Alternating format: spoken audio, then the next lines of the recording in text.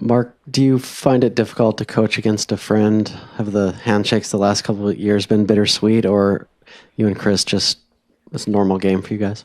I think when you're in this long enough, that happens. There's guys that pretty much on every staff to some degree. Some longer than others, some you like more than others. But no, I mean that's we're not preparing. If we were playing, if it was me versus him, we'd that'd be a different story.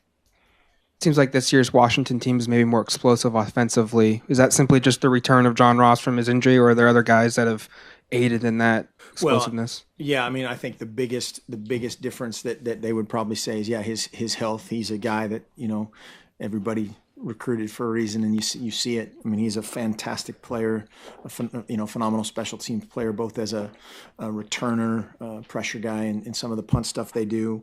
And then the combination of tight ends, the combination of running backs that they have, there's a lot of poison to pick when you're watching them from a defensive standpoint.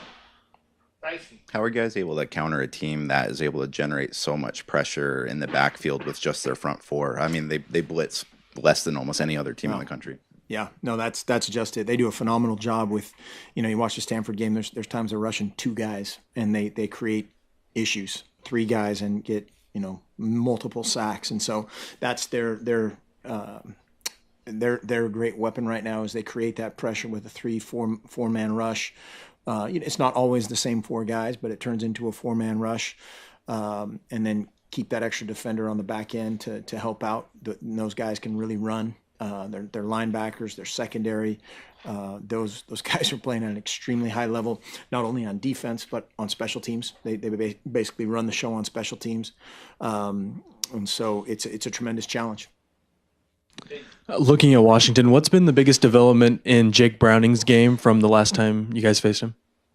I bet he would say, I mean, he's really improved across the board. I think he would say, having John Ross and the rest of those skill guys around him healthy is a big deal. That wasn't always the case last year. Multiple receivers that give you issues, multiple tight ends that give you issues, multiple tailbacks that they can deploy. So they're loaded and they're playing with a ton of confidence right now.